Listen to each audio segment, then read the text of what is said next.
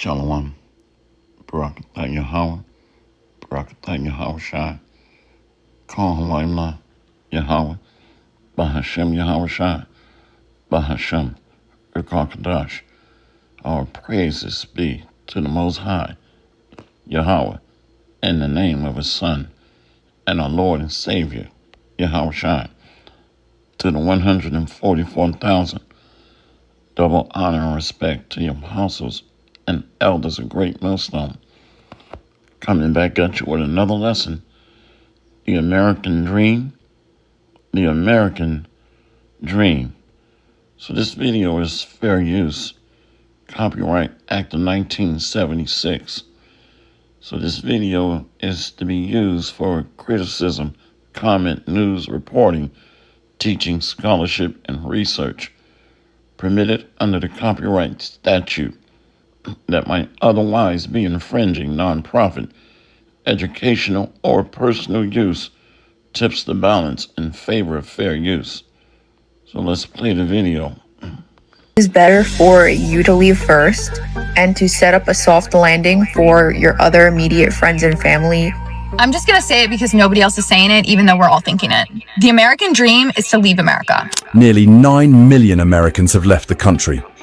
And if there were a new state called Expatland, it would probably be more populous than Vermont, Wyoming, and Alaska combined. After all, what made citizens of the world's richest nation, once hailed as the land of the American dream, choose to leave their own homeland? Let's look at the small details in life. A supermarket bill for almost $300 for just 1 week of groceries. A retired couple has to count every penny to pay for health insurance that costs as much as their rent. A family in Chicago is teaching their children how to duck when they hear gunshots, instead of how to cross the street. This is no one else's business. This is our story. And if nearly 9 million Americans have left, perhaps it's time to ask again. Is staying in America still the right choice? And are we the next ones to pack our bags? Let's start exploring. Going to the supermarket is so expensive now. Before, I used to fill the trunk with groceries, but now there's only enough room to put them on the passenger seat. I just saw 2 bottles of juice for $9. The price is ridiculous. It's no longer a secret. Many Americans are complaining about rising food prices. And it's not just a subjective feeling anymore. According to the latest Consumer Price Index, CPI, the cost of shopping at supermarkets has continued to rise to nearly 330 points. This is the largest increase since 2016. The American dream, which used to be a full dinner, has now become a joke on the bill. Bananas are 50 this year compared to 38 last year. Coffee has increased by up to 40% in a year and is now priced at $8.99. Ground beef is currently priced at $7.67, while a year ago it was only $6.77. Everything is so expensive that many Americans have to cut out a meal a day. It's no coincidence that 52% of Americans believe living abroad would be cheaper and of higher quality. They don't talk in theory. They looked at the wallet. They compare. In Mexico or Costa Rica, a family can live comfortably on 50–60% of the cost compared to the US. For some ones a month, you can rent a bright apartment and eat at restaurants a few times a week. In the US, that same amount of money would barely cover your health insurance.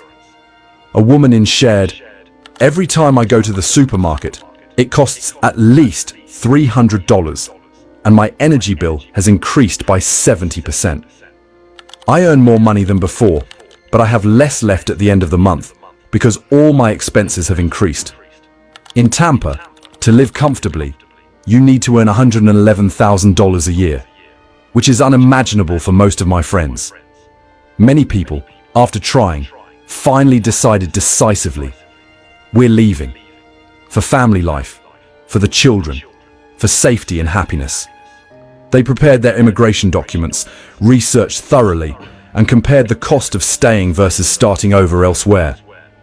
A musician said, "I used to play music 4 to 5 times a week, which was enough to live on and save. Now the income is higher, but it's still not enough to cover expenses. Inflation, housing prices, utilities, food, everything is suffocating. I don't see a future here anymore. What I find most paradoxical is that America always prides itself on being the world's #1 economy, yet ordinary workers feel like they're losing right on their home turf. When medical bills are higher than rent, when beef becomes a luxury, people start to look beyond borders. In the US, retirement in 2025 no longer means retiring, but seems to mean retiring from steak to oatmeal. A lifetime upgrade for a lifetime of dedication. In your opinion, is this just a temporary blip, or a sign that the American dream is cracking from within the kitchen? What do you think, with the money you have now, would you choose a simple dinner in the US or a full seafood meal in Mexico? And remember, the cost is just the surface. There's another nightmare that makes many Americans want to leave, even before they reach retirement age.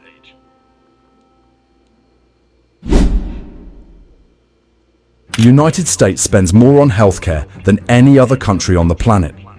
Over $2,500 per person per year, double the OECD average.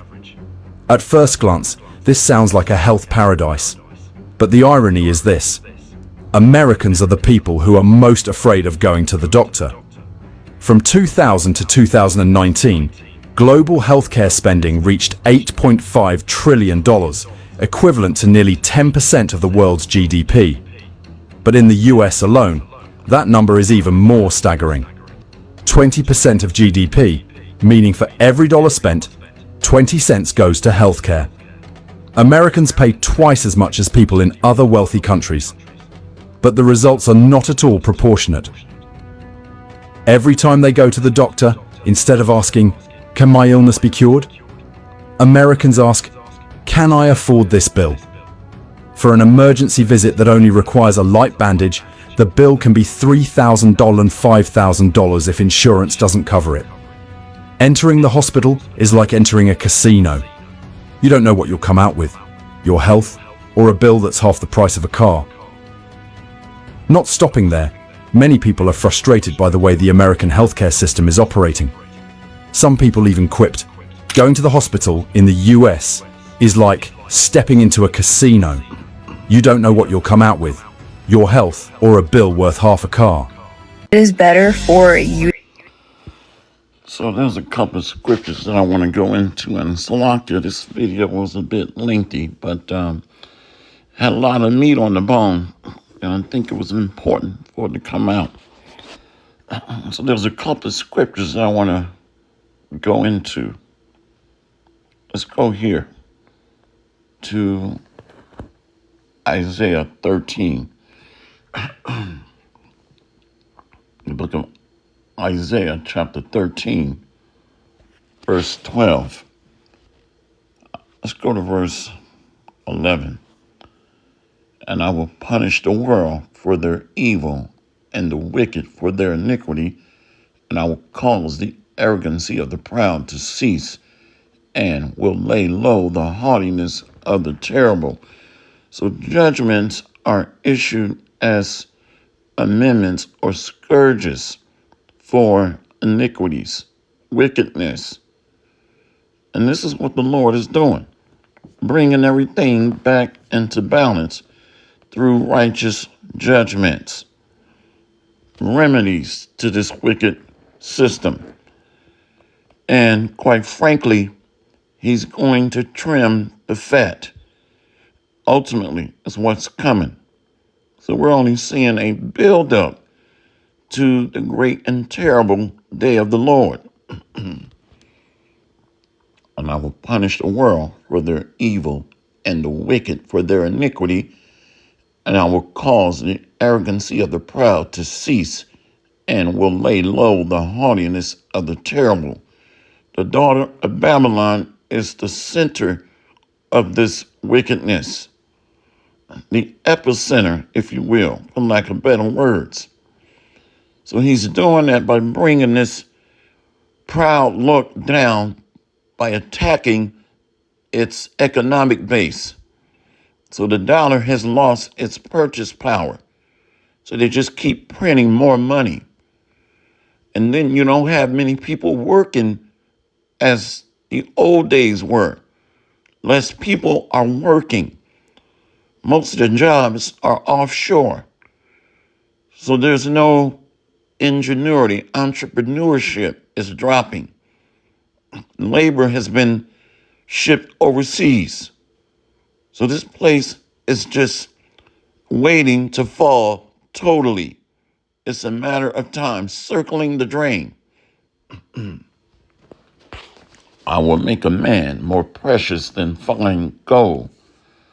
I will make a man more precious than fine gold, even a man than the golden wedge of Ophir. So when you look at the pioneer days, building America, you needed manpower. Because of hard times, you had to build houses from scratch, chop wood, and haul off large trees, and you had to stack rocks and stones, cut stones, make brick and mortar. You needed defense from wild bears and coyotes, wolves, foreign tribes, or imposing tribes. So everything is going back to the old way. And the man of the Lord is going to be a treasure because the Lord is going to be with his men. So all that I don't need a man stuff is going to be flushed down the toilet quick. I will make a man more precious than fine gold, even a man than the golden wedge of Ophir. Therefore, I will shake the heavens, and the earth shall remove out of her place in the wrath of the Lord of hosts and in the day of his fierce anger. So this is a buildup that we're seeing, the crumbling of this society, the economic collapse, moral decay, and loss in faith, trust, and confidence in the government, in the leadership. So many people know that this place is running on fumes, running out of gas. I mean, it's literally running on fumes to keep it afloat. And one of the major stumbling blocks for America right now is figuring out that they're under the wicked, Job 9:24. And their loyalty and allegiance is to imposters, the JOOs. So it's an illegitimate structure.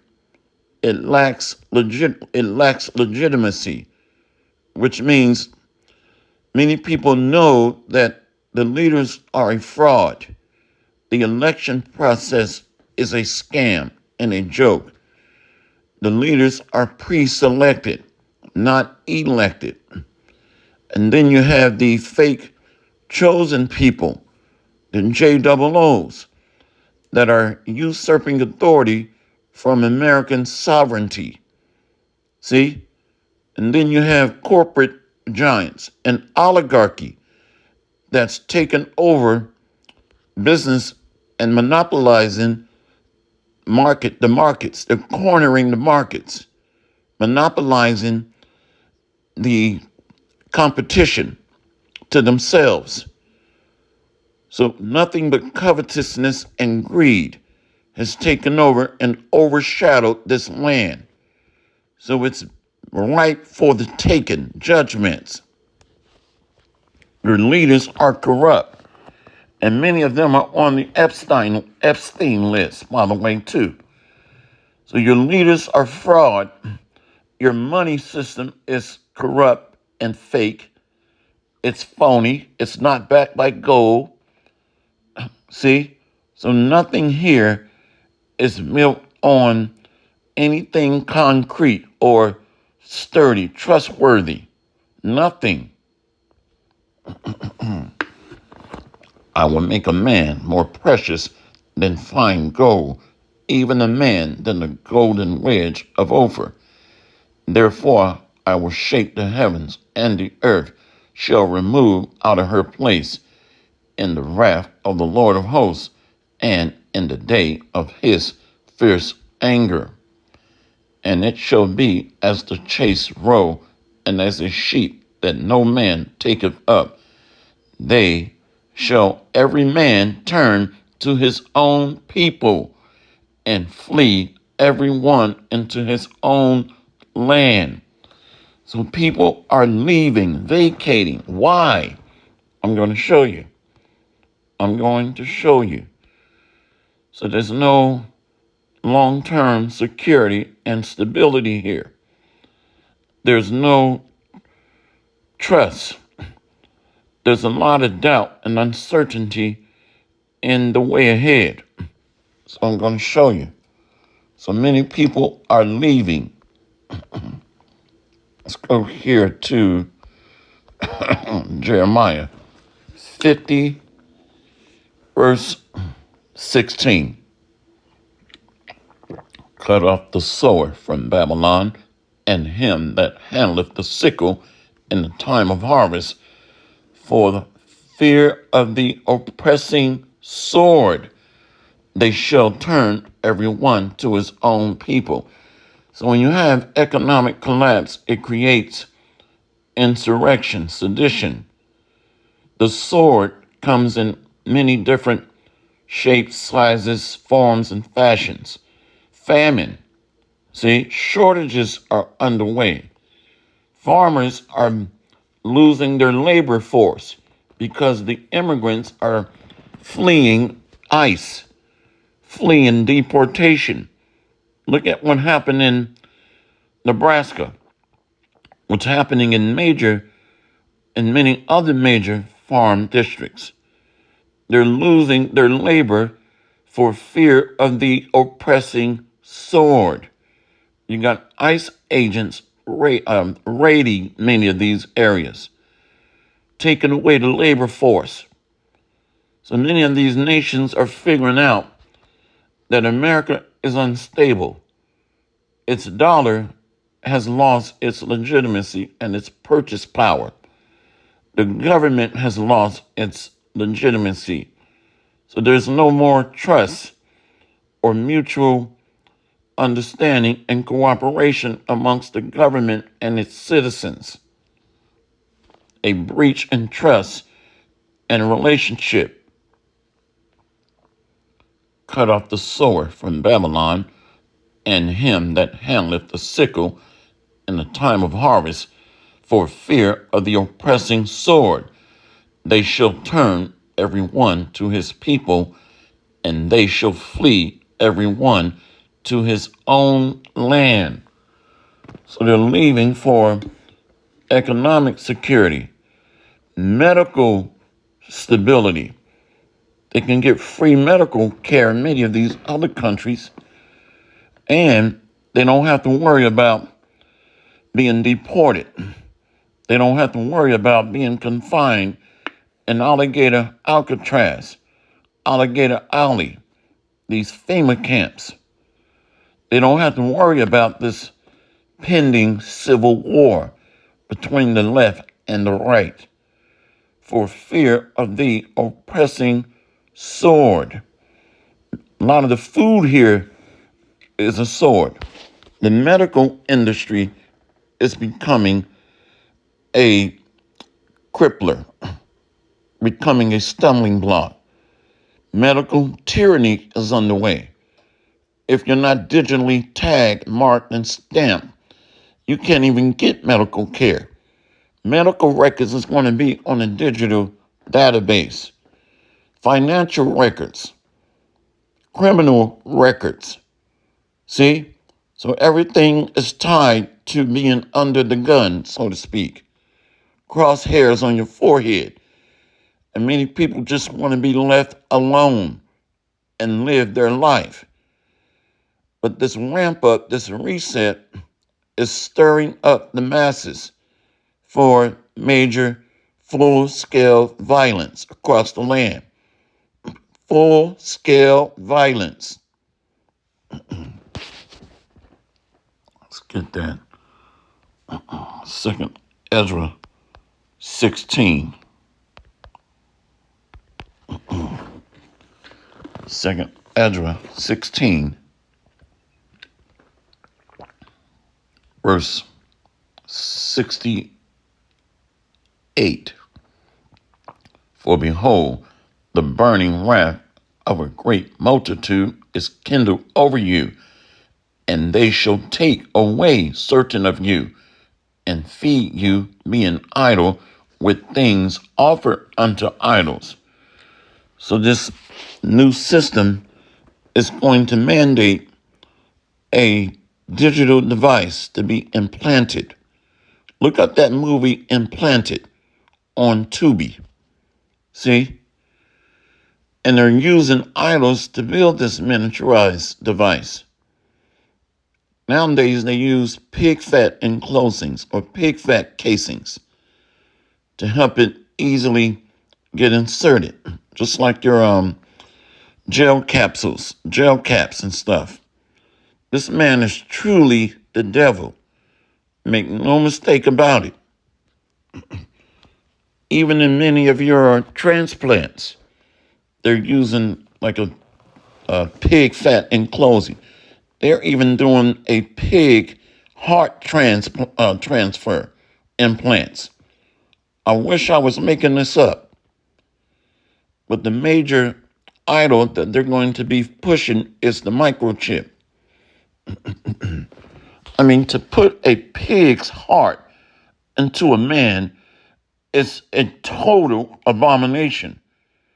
Pigs have worms all throughout their body, little worms.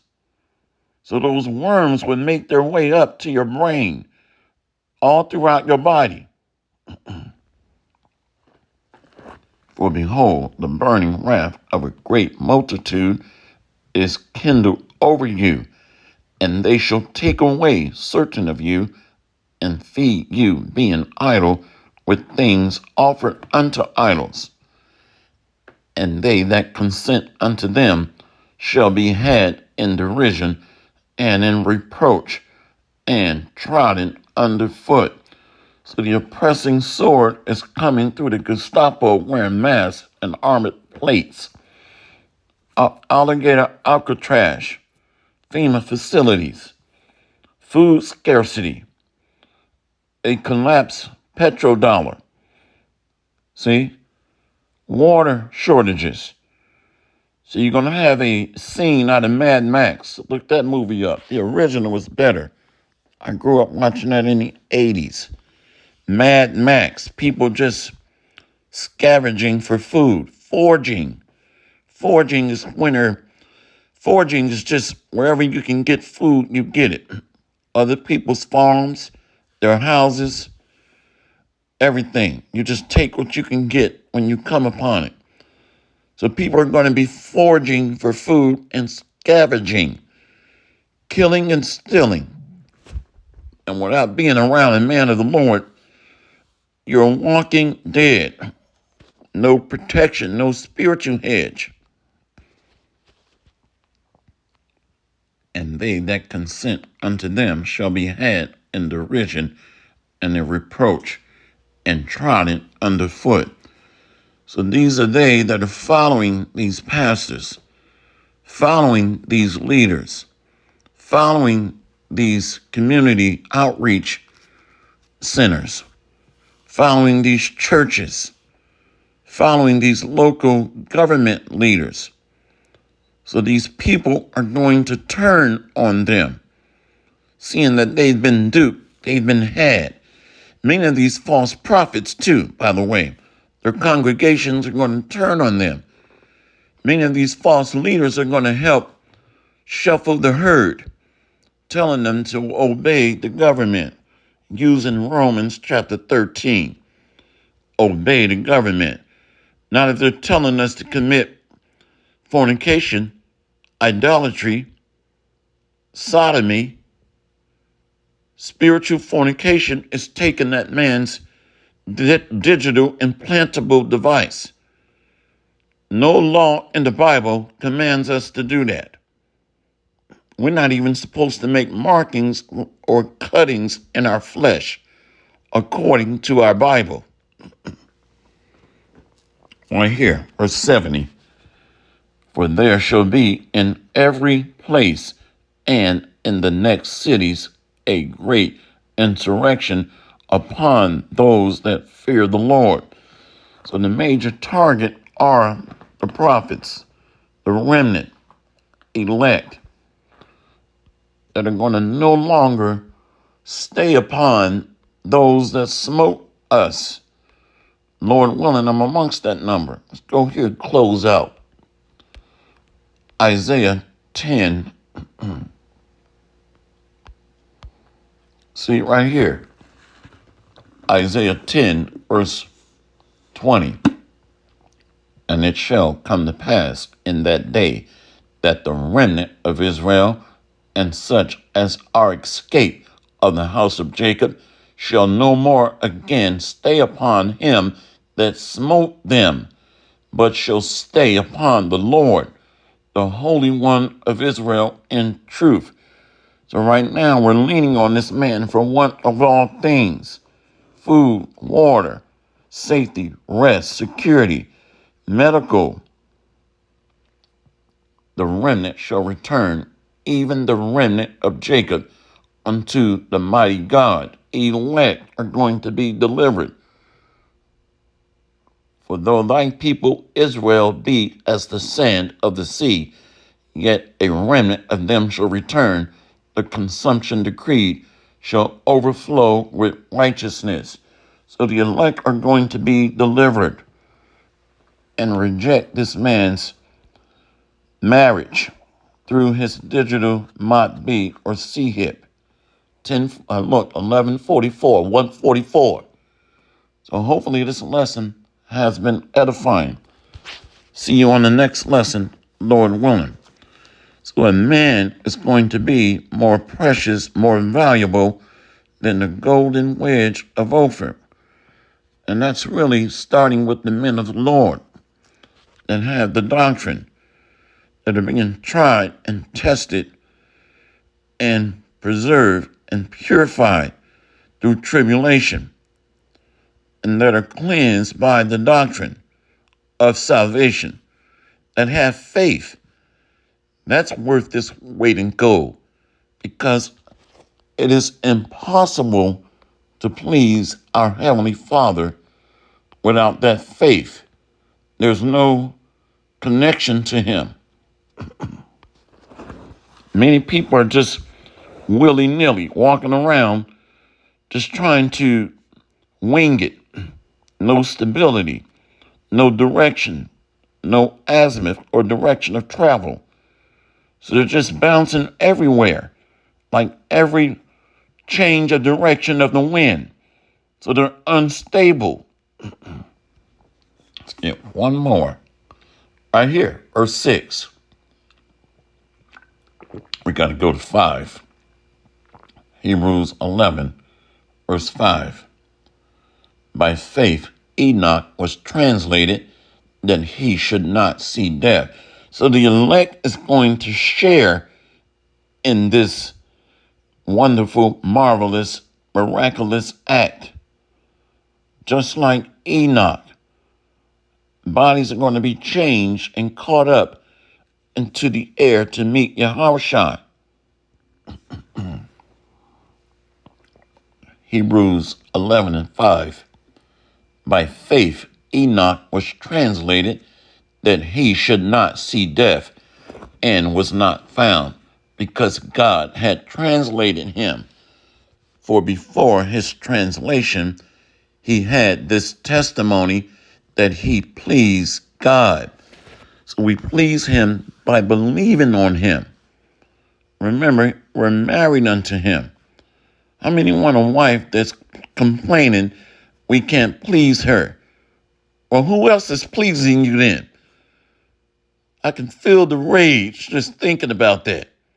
Can you imagine your woman telling you she's not pleased by you, or you can't please her? Imagine how the Heavenly Father feel about that. So you go and take this man's miniature ride okay, and commit spiritual fornication, adultery. That's a death sentence. So we must believe in our Creator, our husband, that gave his only begotten Son, purchased us with a priceless sacrifice, the blood of the Lamb. But without faith, it is impossible to please him. For he that cometh to God must believe that he is, and that he is a rewarder of them that diligently seek him. So he's going to give his reward to his servants, the prophets, and the remnant that will no longer stay upon or trust this system and reject this man's integrated digital marriage to this network, to this beast system. So the elect is going to escape from the trap, this network, as birds escape from the fowler. A fowler is a hunter. So those birds represent the elect, free as a bird, so to speak. Let's get one more. 2nd Ezra 9. Where is that at? And they that shall escape, right here. 2nd Ezra 9 and 6. Even so, the times also of the highest have plain beginnings in wonder and powerful works, and endings in effects and signs, being changed, translated, caught up into the cloud, delivered, taken on a new meaning. And every one that shall be saved and shall be able to escape by his works and by faith. So this is building upon a belief system, a faith-based organization, so to speak. I think that's what IUIC accuses GMS of, which really they make themselves look like total buffoons. The entire doctrine is based on faith. I mean, how dumb, that's got to be the dumbest quote of all time. Of course, it's a faith-based camp or group. I'm trying to stop talking too rough, but I mean, that's worthy of just being deleted. Unbelievable. Anyway, and every one that shall be saved and shall be able to escape by his works and by faith whereby ye have believed. So belief is going to be demonstrated through diligence. This little light of mine, I'm going to let it shine. Not just walking around talking about I believe, but there's nothing behind it.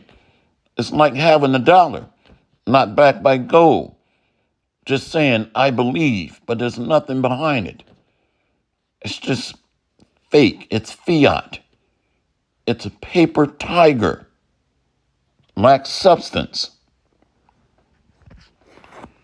For every one that shall be saved and shall be able to escape by his works and by faith, whereby ye have believed, shall be preserved from the said perils, and shall see my salvation in my land and within my borders. For I have sanctified them for me from the beginning, pre-selected, ordained before the foundation of the world, tried and proven precious stones that's going to be taken through the fire of adversity, the fiery trials of tribulation, to enter into glory and greatness and become fine, shining immortals, like Yahushua, the light of the world. Hopefully this lesson has been edifying See you on the next lesson, Lord willing. Kwam Yasharala and Abad Babal. We got next, Lord willing. Barakathum. Shalom. Shalom. So this country is circling the drain, and many people are fleeing for fear of the oppressing sword, sickness, famine, civil wars, race riots, martial law, ICE raids, economic collapse, water shortages. That's a big one. You can go about 3 days. Well, you can go about, let me see here. I'm just curious. How many days can you survive without water? I don't want to wing it.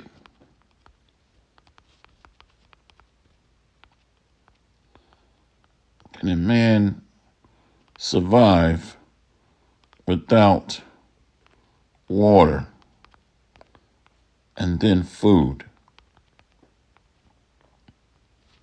Just curious. Yeah, that's what I thought, but I didn't want to guess. I've always been taught, on average, a person can survive 3 to 7 days without water, depending on temperature, activity level, and overall health. Because you got different factors, like hot environments, heavy exertion. Survival may drop to 1 to 2 days. So you got to visualize this thing. Remember being on the run, living as pilgrims, fleeing ICE agents, fleeing vigilantes, mobs, lynch mobs, and you name it. Thieves, robbers, murderers, rapists. So the exertion level is extremely high. So many people will perish in the first 30 days or less. In cooler conditions with minimum activity, some have survived up to 10 to 12 days, but that's extremely rare and dangerous. Humans can typically survive 30 to 60 days without food. Yahweh Shai was able to fast for 40 days and 40 nights. Humans can typically survive 30 to 60 days without food as long as water is available. Survival depends on fat stores, muscle mass, and overall health. The Spirit been pushing us to get in shape for these troubles ahead. Heavy Spirit has been on the apostles, the elders, the camp leaders, the big brothers, the brothers overall, to push health and wellness, how to eat, what to drink, how to survive and maintain our vessel. Wow. So there's a reason for that. All right, go ahead and end it there. Hopefully this lesson has been edifying. See you on the next lesson, Lord willing. Kwam Yasharala and Bad Babal. We got next, Lord willing. Barakathum. Shalom. Shalom. Shalom.